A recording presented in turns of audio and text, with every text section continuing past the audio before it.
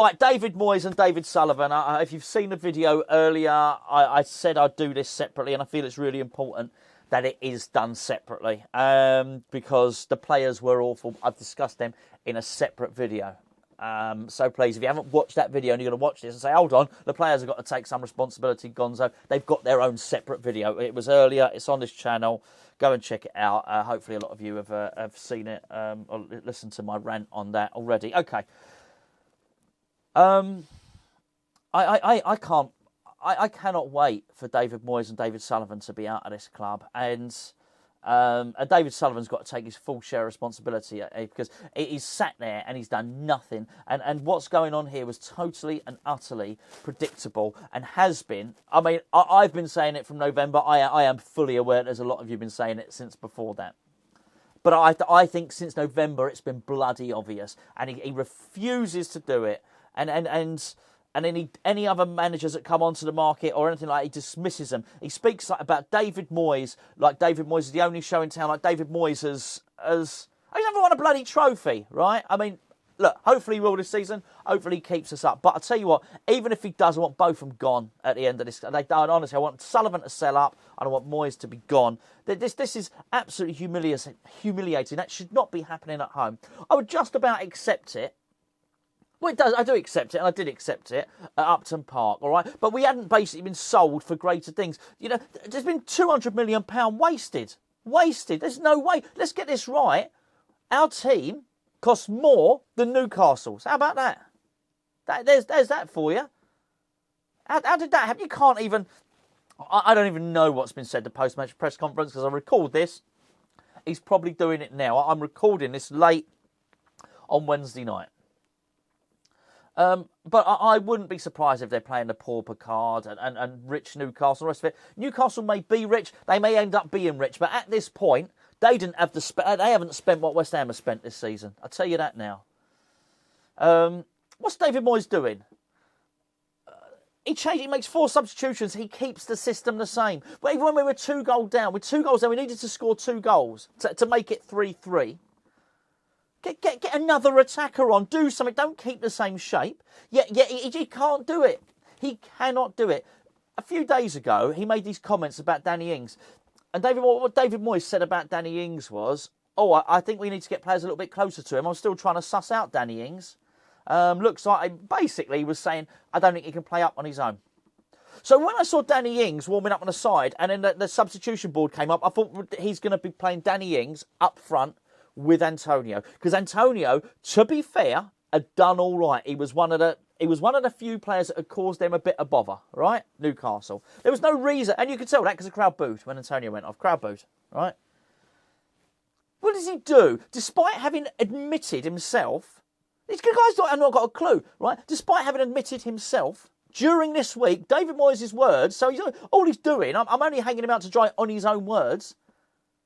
We've had a look at Danny Ings. We're not getting the best out of him. It looks like we're going to need to get players closer to him. It looks like he might benefit from some support up there. I mean, like he's seen Danny. He goes on about all this experience. What's the point in managing 1,000 games if you don't recognise who bloody Danny Ings is, right? What's the point of the experience? Experience is only a benefit if you draw on it. He's talking this week like he's seen Danny Ings for the first time. I've seen this tricky little player in the squad. We've got him from Aston Villa, apparently. Scored a few goals in the Premier League. I think we might need to get him a partner. No shit, Sherlock.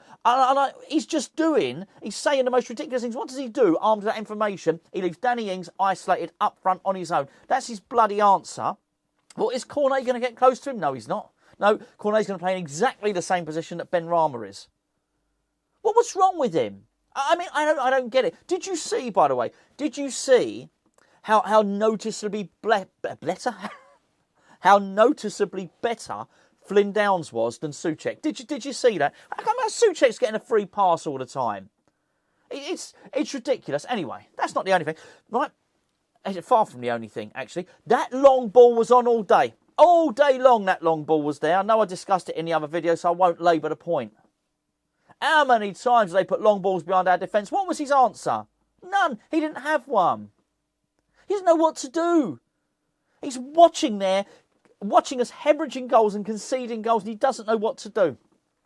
Now, I've done a separate video earlier on about the players. I've named the individual players and I've named the individual mistakes. And I thought they were pathetic. And if you've seen the player ratings by now, you'll know I've scored them very low. So there's the individual responsibility. Now for the collective stuff, now for the managerial responsibility. I don't think you get all... I mean, all right, one individual error from one player, fine. But for so many players to make individual errors? Come on. You know, once is a shame, twice a coincidence, 3 times the trend. And there was a lot more than 3 times during that. I just don't... This is all indicative of what's going on. This is not a team that are happy. This is not a team that are confident. They're unsure in their instructions. They have no confidence. That's part of the manager's job, to give them confidence, to instill the confidence in them. I'm gobsmacked. I'm gobsmacked by the amount of distance that was left between the back line and the goalkeeper, when clearly the 2 central defenders were struggling. And the goalkeeper was struggling. Let's make, you know, I just don't understand that at all. And then where was it? Where was his ambition to win the game? I just don't understand it at all.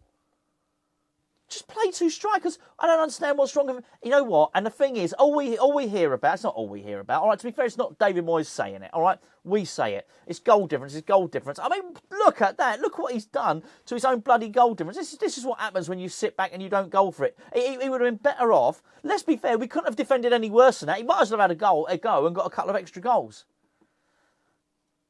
Doing that might as well be 5-3. Do you know what I mean?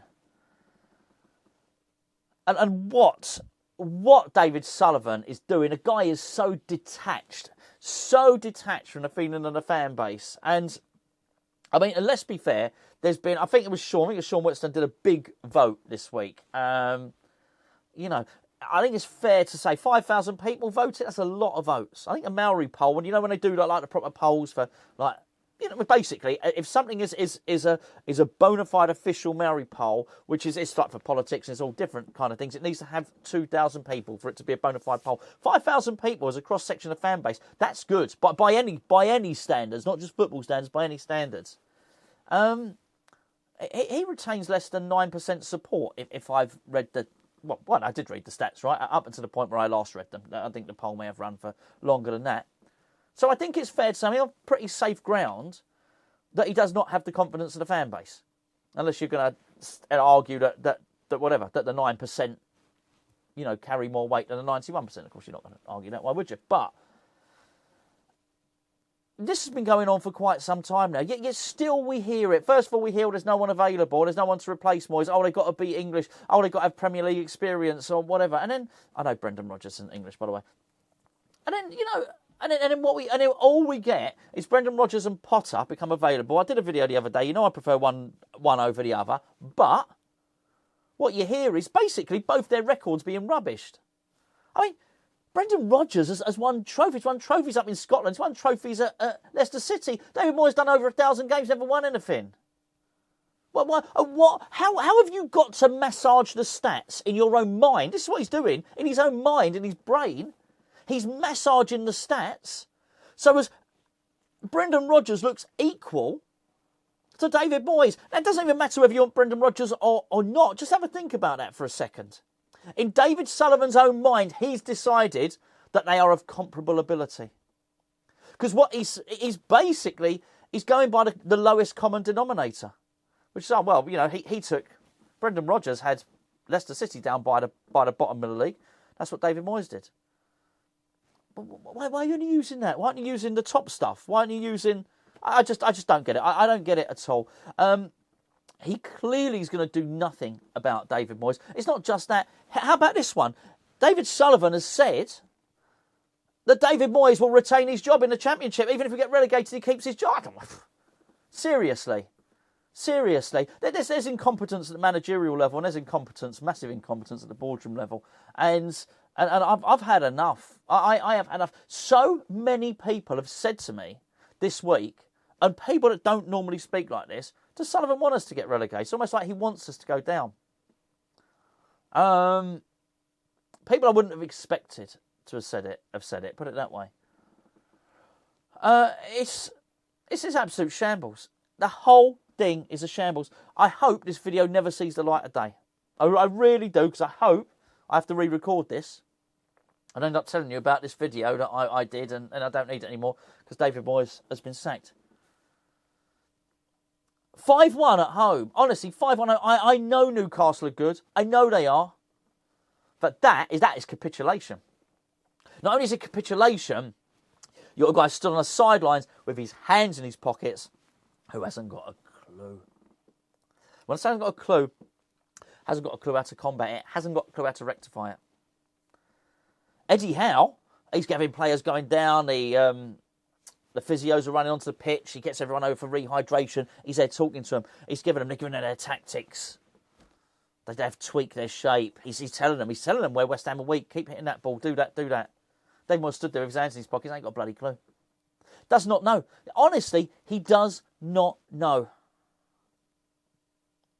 It was like trying to teach my 9-year-old chess. To explain what each piece does, and I should get it eventually. But honestly, that's what it's like. It's paint by numbers. It's join the dots football. And the worst thing is, the players have lost all faith in it at all. We were terrible against Southampton. We got the win. Good for us. All right, because we absolutely bloody needed it. But you look at that. I wouldn't mind, but Newcastle are not thumping everyone 5-1 here. That's worth remembering. They're certainly not going away from home and thumping everyone 5-1. Embarrassing. Totally and utterly embarrassing. I know a few people have said David Moyes needs to walk. He's not going to.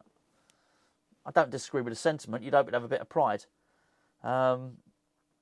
But it's just stubbornness. He just thinks that's it. I'm gonna keep going. It's just gonna keep going, keep doing the same thing, same team, same formation, one up top, isolated, pathetic, actually, pathetic, and useless. There you go. Anyway, I should say what I think, really, shouldn't I?